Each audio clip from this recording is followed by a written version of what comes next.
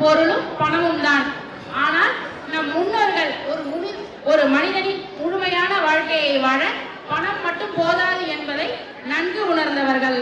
பெரியவங்க நம்மளை ஆசீர்வாதம் பண்ணும்போது 16 பெற்று பெருவாழ்வு வாழ்க அப்படின்னு ஆசீர்வாதம் பண்ணுவாங்க. அப்படி அதில் வர 16ங்கிறது 16 குழந்தைகளை குறிக்கிறது இல்லை. ஏன்னா நம்ம நிறைய பேர் 16 குழந்தைங்க நினைச்சுப்போம். ஆனால் உண்மையிலேயே அந்த 16 என்பது நம் மனிதனின் வாழ்க்கையை மேம்படுத்தி அர்த்தமுள்ளதாக மாற்றும் 16 வகையான உன்னத செல்வங்களை குறிக்கும். அந்த 16 செல்வங்கள் எவை, அவை நம் வாழ்க்கைக்கு எவ்வளவு முக்கியம் என்பதை பற்றி பேச வருகிறார்கள் நம் நிலை 5 16 செல்வங்களும். வாங்க அவங்க சொல்றதை கேட்போம்.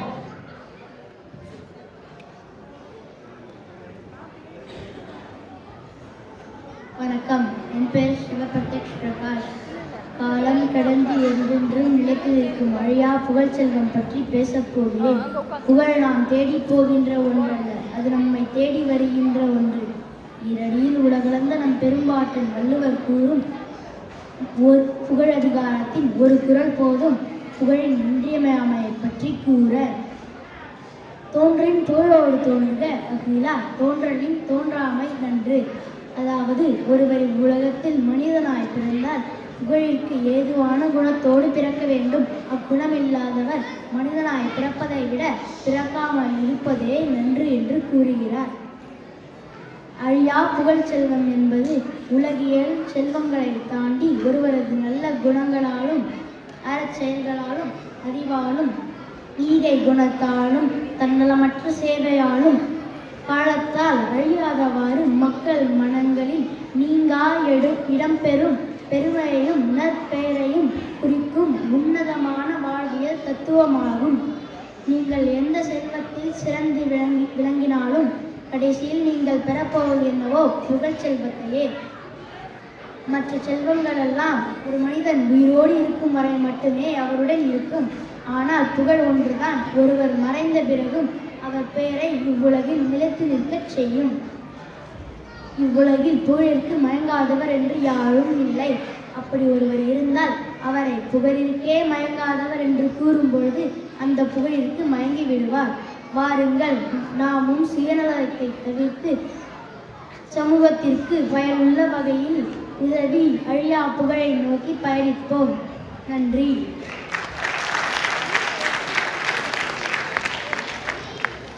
வணக்கம், என் பெயர் பிரதீக்ஷா ஜெயபாலகண்ணன். நான் இன்று 16 செல்வங்களில் உள்ள கல்வி பற்றி பேச போகிறேன். உலகத்தில் மனிதர்களுக்கு கல்விதான் சிறந்த செல்வம். கல்வியானது மனிதனை சிறந்த ஒழுக்கம் உள்ளவனாக மாற்றுகிறது. கற்றோர்க்கு சென்ற இடமெல்லாம் சிறப்பு என்ற ஔவையார் கற்றோரின் பெருமையை பாடுகிறார். கல்வி கற்றவரிடம் ஒழுக்கம், பண்பு, நீதி, நேர்மை ஆகிய அனைத்தும் ஒருங்கே அமைந்து காணப்படும். கல்வி வெறும் 3 எழுத்துதான், ஆனால் மனிதர்களின் தலையெழுத்தை மாற்றும் எழுத்து. கல்வி வெறும் பல நூல்களை வாசிப்பது இல்லை, அடக்கம், ஒழுக்கம் போன்றவற்றை கற்றுக் கொடுப்பதே. அறிவு என்னும் பெட்டகத்தை திறக்க உதவும் ஒரே சாவி கல்வி மட்டுமே. மனிதர்களிலிருந்து திருட முடியாத மிகப்பெரிய சொத்து கல்வி. தாழ்ந்து கிடக்கும் மக்களை கல்விதான் மேலே உயர்த்தும். தலைகுனிந்து நடக்கும் பெண்கள் மத்தியில் நான் தலை நிமிர்ந்து நடந்தேன். காரணம் என்ன? கல்வி. ஆணை விட பெண் குழந்தைகளுக்கு அதிக கல்வியை கொடுங்க. யார் கைவிட்டாலும் அவளை கடைசி வரை கை கொடுத்து காப்பாற்றுவது கல்வி மட்டுமே. கல்வி அழியாத செல்வம்தான், ஆனால் எல்லா சொத்தையும் அழித்தால் தான் கிடைக்கிறது இந்த காலத்தில். வணக்கம், நன்றி.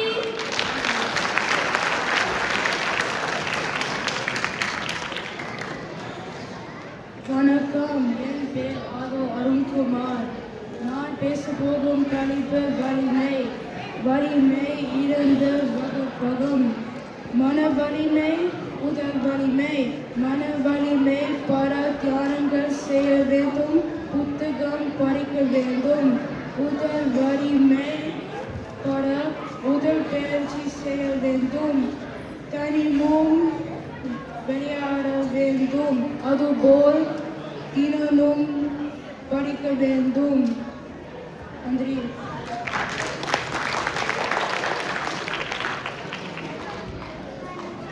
என் பேரு பாரஸ்ரீ ராஜசுமன். நான் இப்ப வெற்றி பத்தி சொல்ல போறேன். வெற்றி ஒரே நாளில் கிடைப்பது இல்லை. அது தினமும் நாம் எடுக்கும் சிறிய முயற்சிகளின் பலன். தோல்வி வந்தால் பயப்படக்கூடாது. அது நம்மை இன்னும் நல்லவர்களாக மாற்றும். சில நேரங்களில் நாம் தோல்வி அடையலாம். தேர்வில் குறைவான மதிப்பெண் வரலாம் அல்லது போட்டிகளில் தோல்வி ஏற்படலாம். அதற்காக நாம் மனம் தளரக்கூடாது. தோல்வி என்பது தோற்கும் பாடம் அல்ல, அது வெற்றிக்கான ஒரு படி. நம்மிடம் நம்பிக்கை, உழைப்பு, பொறுமை இருந்தால் எந்த இலக்கையும் தொடலாம். முயற்சி சிறுவினையாக்கும் என்ற பழமொழியை நினைவில் வைத்து என்று தொடர்ந்து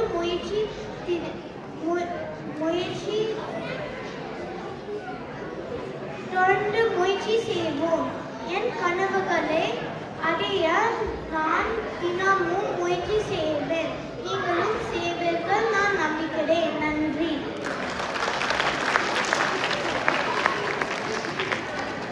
வணக்கம், என் பெயர் ஹென்கிருஷ். நான் நன்மக்கள் பற்றி சில வார்த்தைகள் பேசப் போகிறேன்.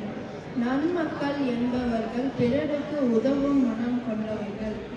அவர்கள் எப்போதும் உண்மையை பேசுவார்கள், பிறரை மதிப்பார்கள், அன்புடன் நடந்து கொள்வார்கள். ஒரு நன்மகன் தன் வெற்றிக்காக மட்டுமல்லாமல் சமுதாயத்தின் நலனுக்காகவும் உழைப்பான். நேர்மை, ஒழுக்கம், பொறுமை போன்ற நல்ல பண்புகள் அவர்களின் அடையாளம். நம்ம சுற்றி உள்ள உலகத்தை நல்லதாக மாற வேண்டும் என்றால் நம்ம முதலே நன்மக்களாக மாற வேண்டும். நாமும் இன்று முதல் நல்ல எண்ணங்கள், நல்ல வார்த்தைகள், நல்ல செயல்கள் மூலம் நன்மக்களாக வளர்வோம். நன்றி.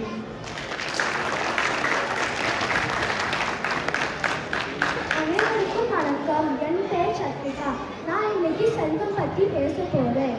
மனித வாழ்க்கையில் அடிப்படை தேவைகள் வாங்குவதற்கு செல்வம் வேண்டும். வளமான வாழ்க்கை வாழணும்னா ஆரோக்கியம், கல்வி மற்றும் செல்வம் தேவை.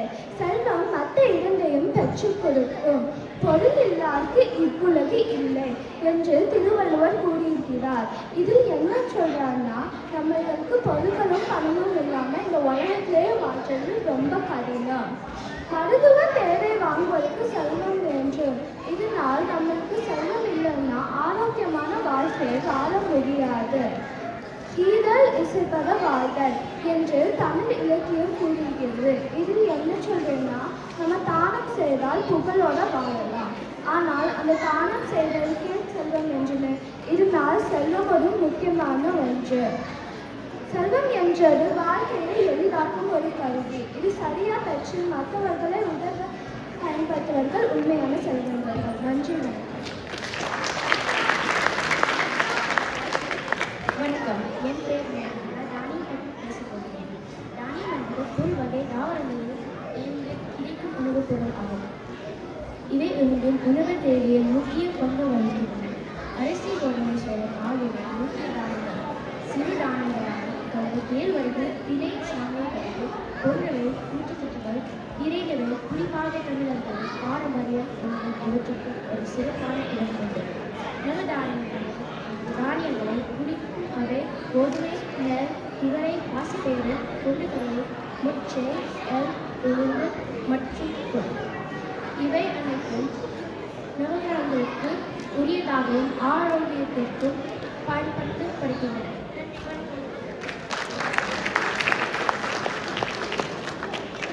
எல்லாரும் கொஞ்சம் அமைதியா இருக்கையில உட்காந்து குழந்தைங்க சொல்றதை கேளுங்க. ஏன்னா அவங்க பேசுறது அப்புறம் உங்களுக்கு கேட்காது. கொஞ்சம் சத்தம் இல்லாமல் கேளுங்க. நன்றி. நான் பேச இருக்கும் செல்வம் நல்விதி. மனிதன் வாழ்வ நல்ல முடிவு கிடைக்க செய்யும் காரணங்களும் செயல்முறைகளும் நல்விதி எனப்படுகிறது. நாம் செய்யும் ஒவ்வொரு செயலுக்கும் ஒரு விளைவு இருக்கிறது. நல்விதி என்றால் நல்ல சிந்தனை, நல்ல செயல், நல்ல வார்த்தை, நல்ல பழக்கம் ஆகியவை. நல்விதி இது கர்ம விதி என்றால் நற்பக்கமாகவும் கருதப்படும். ஒருவர் நன்மை செய்கிறார் என்றால் அதன் பலனும் அவருடன் திரும்பி வரும். நல்விதி என்றால் அறம், ஒழுக்கம், மனிதநேயம், பொறுப்பு போன்றவற்றின் அடிப்படையிலும் செயல்படும். நன்றி, வணக்கம். அனைவருக்கும் வணக்கம். என் பேர் ஸ்ரேயா. நான் இன்னைக்கு நுகர்ச்சி பற்றி பேச போறேன். நுகர்ச்சி என்றால் என்ன? நுகர்ச்சி என்றால் நம்ம சுற்றி நடக்கிற விஷயங்களை கவனிச்சு மனதார ரசிச்சு உணர்வதுதான். நான் பள்ளிக்கு சென்ற வழியில் நான் பூக்கள், மரங்கள், பறவைகள் எல்லாமே பார்ப்பேன். இதை பார்த்து நான் கவனிக்க போகும்போது எனக்கு சந்தோஷம் வரும். அதான் நுகர்ச்சி. வீட்டில் அம்மா சுவையாக சமைக்கிற சாப்பாடுடன் வாசனைகள், அப்பா சொல்ற கதைகள், நான் வெளியே விளையாடுற நேரம் எல்லாமே எனக்கு மகிழ்ச்சி கொடுக்கும். இப்போல்லாம் நம்ம டிவி, வீடியோ கேம்கள், மொபைல் எல்லாமே ரொம்ப பார்த்துட்டே இருக்கிறோம். ஆனால் கொஞ்ச நேரம் அதை எடுத்து வச்சுட்டு சுற்றி இருக்கிற உலகத்தை பார்த்தா இன்னும் வாழ்க்கை அழகாக மாறும். புன்னகை, நட்பு, அன்பு எல்லாமே மிகப்பெரிய செல்வங்கள். ஆனால் நுகர்ச்சி சின்ன வெளியில கூட பெரிய அளவுக்கு சந்தோஷம் கொடுக்கும். எனவே நம்ம சுற்றி இருக்கிற உலகத்தை கவனித்து மனதார ரசிச்சு வாழ்க்கையை அழகாக மாற்றணும். நன்றி, வணக்கம். அனைவருக்கும் வணக்கம். என் பேர் அரினுல். நான் அறிவு பற்றி பேச போகிறேன். அறிவு என்பது மனிதனின் மிக முக்கியமான செல்வம். பணம் இல்லாமல் போனாலும் அறிவு ஒருபோதும் நம்மை விட்டு போகாது. அதனால் அறிவு 14 செல்வங்களில் ஒன்றாக கருதப்படுகிறது. நமக்கு படிப்பது, கேட்பது, பார்ப்பது ஆகியவற்றில் இருந்து அறிவு கிடைக்கிறது. பள்ளியின் ஆசிரியர்கள் அறிவை கற்பிக்கிறார்கள். வீட்டில் பெற்றோர் அனுபவங்களை சொல்லி அறிவை வழங்குகிறார்கள். அறிவு நம்மை சரி தவறு புரிய உதவுகிறது. அதிக அறிவு இருந்தால் தன்னம்பிக்கை அதிகரிக்கும். அறிவு நம்மை நல்ல முடிவுகளை எடுக்க உதவும். அறிவு பெறுவதற்கு வயது வரம்பு எதுவும் இல்லை. ஒவ்வொரு நாளும் சிறிது அறிவு பெற்றால் நாளை நம் வாழ்க்கை இன்னும் சிறப்பாக இருக்கும். அறிவு நம்மை உயர்த்தும், நம் கனவுகளை நினைவாக்கும். நன்றி. என் பேர் சுபிக்ஷா. நான் இன்னைக்கு அழகை பற்றி பேச போகிறேன். அழகு என்றால் வெளிப்புற தோற்றம் மட்டுமல்ல, ஒரு நல்ல குணம், நல்ல இனம், இனிய பேச்சு, உதவும் மனம், இவை அனைத்தும் உண்மையான அழகு. முக அழகு காலத்தில் மாறலாம், ஆனால் மன அழகு காலப்போக மாறாது. நாம் பிறருக்கு அன்பாக பேசினால், உதவி செய்தால், நேர்மையாக நடந்துகொண்டால் அதுவே நம்ம அழகான மனிதராக மாற்றும். இயற்கையும் பாருங்கள். மரங்கள், மலர்கள், பறவைகள் எல்லாம் தங்களின் இயல்பான அழகால் நம்மை மகிழ்விக்கின்றன. அதுபோல நாம் நம் வாழ்க்கையில் நல்ல குணங்கள் வளர்த்து கொண்டால் அதுவே உண்மையான அழகு. வெளிப்புற அழகை விட உள்ளத்தின் அழகு மிக முக்கியம். எனவே அனைவரும் உள்ளழகை வளர்த்து நல்ல மனிதராக வாழ முயற்சி செய்வோம். நன்றி, வணக்கம். வணக்கம். என் பேர் சுஷில். நான் பெருமை பற்றி பேச போகிறேன். பெருமை என்பது தமிழ் பாரம்பரியத்தில் 16 செல்வங்கள் அழைக்கப்படும் செல்வங்களில் ஒன்றாகும். இது சிறந்த பெருமை, சிறந்த மதிப்பு அல்லது உயர்ந்த நிலை ஆகியவற்றை குறிக்கிறது. இது ஒரு நபர் அல்லது குடும்பத்தின் தகுதி, புகழ் மற்றும் மரியாதையை குறிக்கிறது. பெருமை என்பது ஒருவரின் செயல்கள் மற்றும் நற்பெயரால் பெறப்படும் சமூக மரியாதை ஆகும். இது செல்வத்தின் ஒரு முக்கிய பகுதியாக கருதப்படுகிறது. பெருமை என்பது அகதை அல்ல. அது பிறரை மதிப்பது, தன்னை உயர்வாக காட்டிக் கொள்ளாமல் பணிவுடன் நடப்பது, மற்றவர்களின் குறைகளை பொறுத்து மன்னிப்பது, நல்ல செயல்களால் பெயர் பெறுவது ஆகியவற்றை குறிக்கும். 14 செல்வங்களில் பெருமை என்பது ஒரு மனிதனை செல்வந்தனாக்கும் நல்ல பண்பாகும். வெளிப்புற செல்வத்தை விட உள்ளார்ந்த நல்ல குணமான பெருமையே மனித வாழ்வின் உண்மையான செல்வம். நன்றி.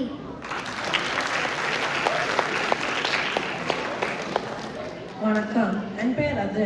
நான் இளமை பற்றி பேச போகிறேன். இது வெறும் வயது வரம்பு அல்ல. இது ஒரு மனநிலை, ஒரு உத்வேகம், புதிய கனவுகளின் தொடக்கம். இளமை சவால்களையும் கொண்டு வரும், அவற்றை வளர்ச்சிக்கான வாய்ப்புகள் கொண்டு வரும். அதிகாலையில் எழுதல், உடற்பயிற்சி செய்தல், பெரியவர்களை மதித்தல் போன்ற நல்ல பழக்கங்களை இப்பருவத்திலேயே வளர்த்து கொள்ள வேண்டும். ஒரு மனிதனின் எதிர்காலத்திற்கு உறுதியான அடித்தளம் இளமை பருவமே. இளமையில் மூளை மிக சுறுசுறுப்பாக இருந்து புதியவற்றை விரைவாக கற்றுக்கொள்ளும். தோல்வியை அஞ்சாமல் எதையும் முயற்சி செய்யும் துணிவு இது பருவத்தின் பலம். இளமை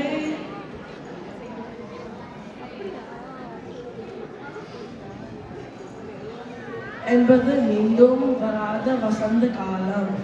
எனவே இது பொற்காலத்தை வீணாக்காமல் நல்ல நூல்களை படித்து நல் பண்புகளை வளர்த்து நமது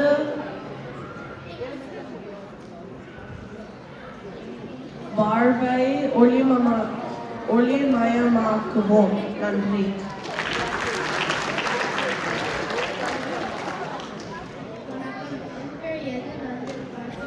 16 செல்வங்களோடு ஒன்றான நான் துணிவு பற்றி பேசப் போகிறேன். துணிவு அஞ்சாமை மற்றும் மன உறுதியை குறிக்கும். உண்மை பேசுதல், அதாவது விளைவுகளுக்கு அஞ்சாமல் உண்மை சொல்வது.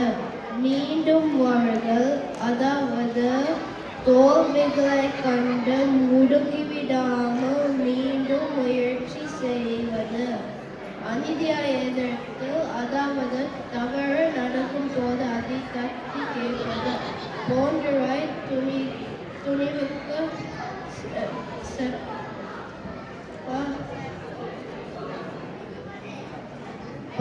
மற்ற 15 செல்வங்களில் ஒரு இடம் இருந்தாலும் அவற்றை சரியாக பயன்படுத்தும் பாதுகாப்பு துணிவு அவசியம்.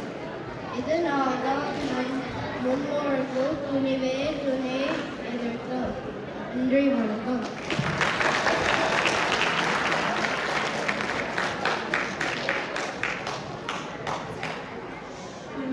என் பேர் அசோக் பாலகினேஷ். இன்னைக்கு நான் நோயினை பற்றி பேச போகிறேன். நோயற்ற வாழ்வை குறைவற்ற செல்வம் என்பது பழமொழி. இந்த உலகத்தில் எவ்வளோ வசதியான வாழ்ந்தாலும் நோயில்லாமல் வாழ்றது சந்தோஷமாக கிடைக்கும். நோயில்லாமல் வாழ்றது செல்வமாகும். உடல் மற்றும் மனமோ நாம் ஆரோக்கியமாக இருந்தால் நாம் சுறுசுறுப்பாக இருக்க முடியும், வேறு மொழியும் படிக்கவும் முடியும். சத்தான உணவுகள், காய்கள், பருப்புகள், கீரைகள், பழங்கள் எல்லா உணவும் சேர்த்து கொள்ள வேண்டும். வெளி உணவுகள் மற்றும் பேக்கெட் உணவுகள் சாப்பிடக்கூடாது. கைகள் சுத்தமாக கழுவுதல், தினமும் குளித்தல் மற்றும் சுத்தமாக துணிகளை அணிதல் எல்லா நல்ல பழக்கங்களை பின்பற்ற வேண்டும். சத்தான காய்ச்சிய தண்ணீர் குடிச்சா தண்ணீர் வழியாக வரும் நோய்களை தடுக்கலாம். சுத்தம் சோறு போதும் நாம் உடலையும் சுற்றுப்புறத்தையும் வைத்துக் கொண்டால் நம் நோய் இல்லாமல் 100 ஆண்டு வாழலாம். நன்றி.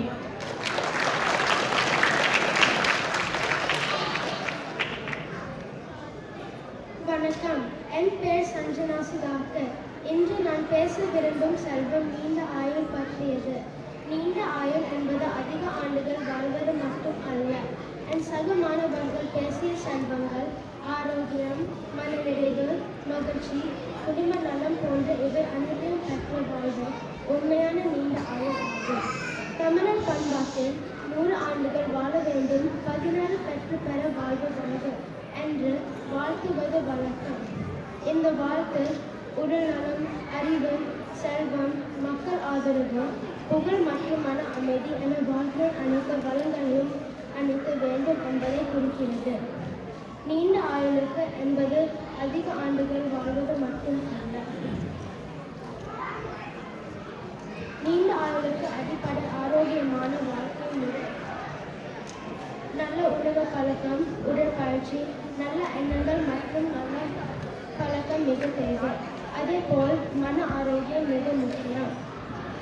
அன்பு, மன்னிப்பு, பொறுமை, மற்றவர்களுடன் நல்ல உறவு பெறுவது நாம் ஆயுளை வளப்படுத்துகிறது.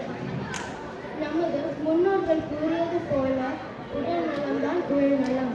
உடலோடு சேர்ந்து நல்ல மனமும் நல்ல செயல்களும் இருந்தால் நீண்ட ஆயுள் தானாக கிடைக்கும். நன்றி, வணக்கம்.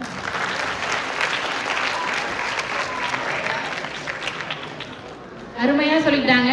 இவ்வளோ நாளாக நம்ம நினச்சிட்டு இருந்த 16 செல்வங்கள் என்னென்னு கேட்டு தெரிஞ்சுக்கிட்டோம். இந்த 16 குழந்தைங்களும் இந்த உலகத்தில் நாம் மகிழ்ச்சியாக வாழ பெற வேண்டிய 16 செல்வங்களை பற்றி உங்களுக்கு சொல்லியிருப்பாங்கன்னு நம்புகிறோம். அவங்களுக்கு மீண்டும் ஒரு முறை பலத்த கைத்தட்டுகளை கொடுத்து